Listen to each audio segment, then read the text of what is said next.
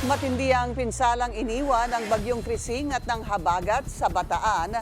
Lubog ang ilang mga lugar at isang batang namatay dahil sa baha. Ang detalye sa agenda report ni Ryan George. Mapait ang sinapit ng isang 2 taong gulang na lalaki sa Dinalupian sa Bataan. Inanod siya ng baha at nalunod. Magulang nagiging busy dahil po sa dala ng ating habagat na to at pagbaha, maaari pong nakaligtaan ng magulang ang nasabi kong bata. Malawater ward ang Dinalupian dahil sa pag-apaw ng ilang river channel. 2 ang naiulat ng nawawala at higit 100 pamilya ang lumikas. Kagabi, okay pa naman. Tapos ngayon, biglaan talaga tsaka mabilis ang pagkakat ng tubig. Kaya ganun. Ayan. Awa naman ng Diyos na itaas ang mga dami.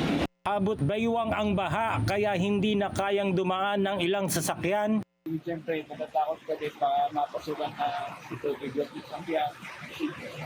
Baka saan pamatay pa. Sa Abukay, walang tigil din ang ulan. Naglagay ng lubid para maawakan ng mga apektadong residente sa patuloy na tumataas na tubig. Sa Maribeles, mataas ang alon sa dagat at umabot sa dibdib ang baha.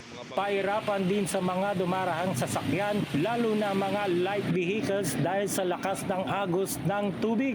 Nagka-landslide naman sa Barangay Sisiman at Barangay Ipag kung saan isang bahay ang nadaganan ng puno, wala namang nasaktan sa insidente. Umabot lagpas tao naman ang baha sa Olongapo, ang mga rescuer lumangoy na sa Esquinita para makapag-responde. Sa Florida Blanca, Pampanga, may naiulat na flash flood sa Metro Poblacion, Barangay Maligaya sa mga larawan ng kitang nagtutulungan ng mga residente LGU, MDRRMC ng Maligaya para mailikas ang mga apektadong pamilya. Payo ng disaster management official, laging maging alerto at agad lumikas para iwas sa peligro. Para sa agenda, Ryan George, Billionaire News Channel, Bataan.